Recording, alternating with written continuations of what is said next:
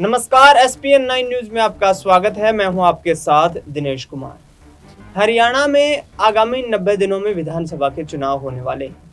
ऐसे में भारतीय जनता पार्टी के दिग्गज नेता और वर्तमान में केंद्रीय राज्य मंत्री, गुरुग्राम से सांसद राव इंद्रजीत सिंह नायब सिंह सैनी सरकार के खिलाफ जमकर बयानबाजी करते हुए नजर आ रहे हैं। जी, पिछले दिनों जिस तरीके से दिल्ली एनसीआर में बारिश हुई, बारिश के बाद जिस तरीके से गुरुग्राम में जबरदस्त जल जमाव की स्थिति देखने को मिली और उसके बाद लगातार शासन प्रशासन से स्थानीय लोगों ने सवाल किए कि आखिरकार गुरुग्राम की समस्या का समाधान कैसे होगा।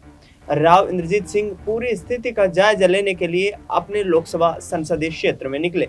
इस बीच आपको बता दें कि वह बंदवाड़ी में लैंडफिल साइट पर भी पहुंचे, जहां पर अधिकारियों से बातचीत करते हुए राव इंद्रजीत सिंह ने कहा कि गुरुग्राम एक हाईटेक सिटी है।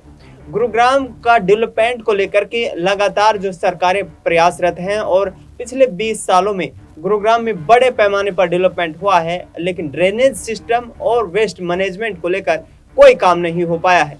उन्होंने कहा कि बंदवाड़ी इलाका और गुरुग्राम का पूरा जो इलाका है दिल्ली एनसीआर के अंदर आता है, लेकिन हरियाणा सरकार के कार्य क्षेत्र के अधीन है।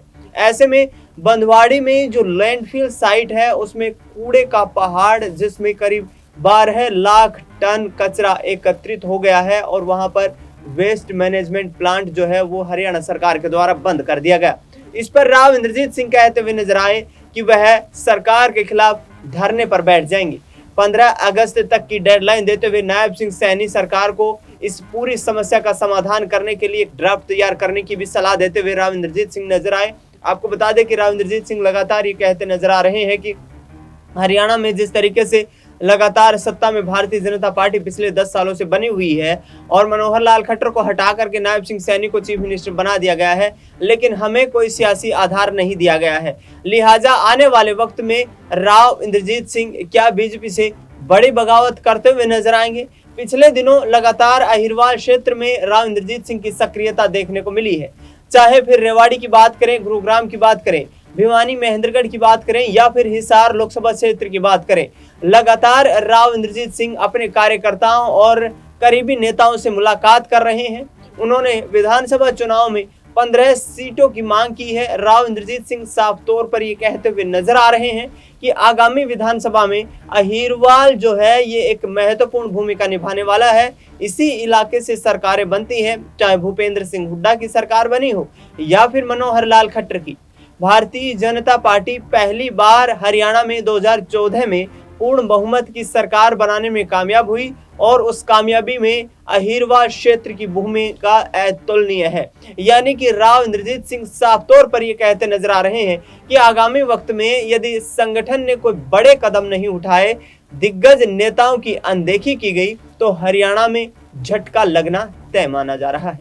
ऐसे में पिछले 20 सालों से केंद्र में यहाँ पर राज्य मंत्री की जिम्मेदारी निभा रहे राव इंद्रजीत सिंह ये भी कहते हुए नजर आए कि जो वक्त मेरे लिए 20 साल पहले था वही वक्त मेरे लिए आज है।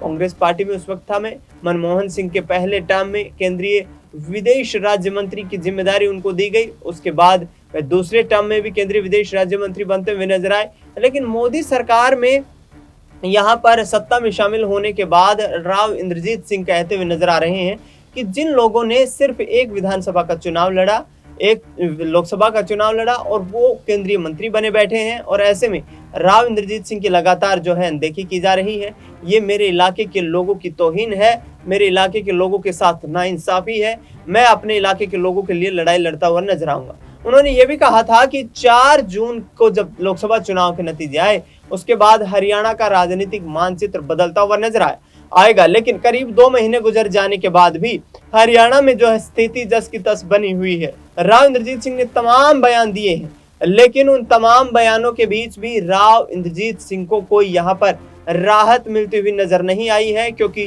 केंद्रीय गृह मंत्री अमित शाह की अध्यक्षता में भारतीय जनता पार्टी हरियाणा प्रदेश कार्यकारिणी की बैठक पंचकुला में होती है।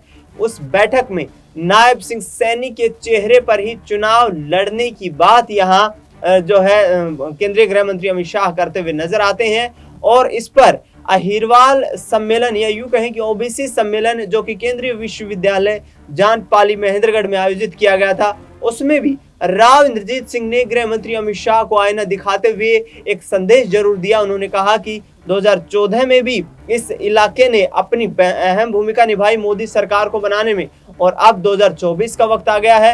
यदि इलाके को बार बार दरकिनार किया गया, अनदेखी की गई, तो बड़ा झटका लगता हुआ नजर आ सकता है। इसके साथ साथ दर्शकों आपको बता दें कि जिस तरीके से राव इंद्रजीत सिंह पिछले कुछ वक्त से भारतीय जनता पार्टी हाईकमान के खिलाफ खुलकर बयानबाजी कर रहे हैं, उससे कहीं ना कहीं भारतीय जनता पार्टी के नेता यहां राव इंद्रजीत सिंह की कार्यशैली को लेकर खफा नजर आ रहे हैं। अब देखना यह होगा कि आगामी वक्त में क्या राव इंद्रजीत सिंह 2024 के लोकसभा चुनाव में यहां जीत दर्ज करने के बाद भी केंद्रीय मंत्री न बनाए जाने से काफी नाराज नजर आ रहे हैं, काफी खफा नजर आ रहे हैं, और क्या हरियाणा की राजनीति में बड़ा यहां पर सत्ता का तख्ता पलट करते हुए नजर आएंगे। आपको बता दें कि इस वक्त हरियाणा में कांग्रेस पार्टी जन जन तक जुड़ने का प्रयास करती हुई नजर आ रही है।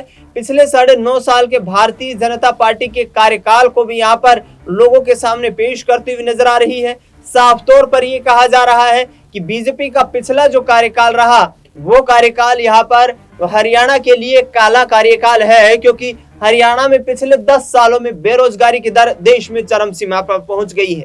वर्ष 2004 से लेकर 2014 तक जो हरियाणा प्रति व्यक्ति आय, प्रति व्यक्ति निवेश, इसके साथ साथ मानव विकास सूचकांक और यहाँ राष्ट्रीय, अंतरराष्ट्रीय और ओलंपिक खेलों में मेडल लाने में अव्वल रहने वाला हरियाणा पिछले 10 सालों में अपने जो अस्तित्व के लिए जूझ रहा है। साफ तौर पर कांग्रेस पार्टी यहाँ दीपेंद्र सिंह हुड्डा हो, कुमारी सैलजा हो या तमाम राजनेता हो, उनके दम पर यहाँ चुनाव लड़ने के लिए जो है तमाम तैयारियां कर रही है, और आगामी वक्त की राजनीति को साधने के लिए कुमारी सैलजा हो, भूपेंद्र सिंह हुड्डा हो, रणदीप सिंह सुरजेवाला हो, ये तमाम नेता घेराबंदी करते हुए नजर आ रहे हैं। ऐसे में अब ये देखना होगा कि वर्तमान परिस्थिति को देखा जाए, 48 ऐसे हलके रहे लोकसभा चुनाव में जहां पर कांग्रेस पार्टी को जीत मिली है, यानी कि कहीं ना कहीं बीजेपी के लिए एक चिंताजनक विषय है, क्योंकि 40 सीटें 2019 में जीती थी, जिस वक्त भारतीय जनता पार्टी के पास 10 की 10 लोकसभा की सीटें थी,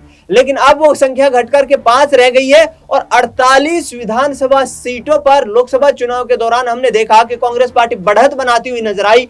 तो क्या वाकई में हरियाणा की जनता परिवर्तन का यहाँ पर कोई मूड बना चुकी है? क्या हरियाणा की जनता अब परिवर्तन के लिए आतुर दिखाई दे रही है? आगामी 90 दिनों में चुनावी बिगुल फूंक चुका है और विधानसभा के चुनाव होने वाले हैं। ऐसे में भारतीय जनता पार्टी के लिए मुश्किलें निश्चित तौर पर खड़ी हो जाएंगी, क्योंकि पिछले 10 सालों में जो प्रधानमंत्री नरेंद्र मोदी के चेहरे का इस्तेमाल करते हुए बीजेपी ने अपना पूरा सियासी ताना बाना बुना, वो कहीं ना कहीं अब 2024 के लोकसभा चुनाव में भी यहाँ पर कमजोर पड़ता हुआ नजर आया। देखना ही होगा अनिल विज, राव इंद्रजीत सिंह, प्रोफेसर रामविलास शर्मा जैसे दिग्गज नेताओं की यहाँ पर नाराजगी और बगावती बयानों के चलते क्या भारतीय जनता पार्टी हरियाणा में सत्ता की हैट्रिक लगा पाएगी। फिलहाल इस खास कार्यक्रम में इतना ही। देश दुनिया की तमाम बड़ी खबरों के लिए आप देखते रहिए SPN9 न्यूज।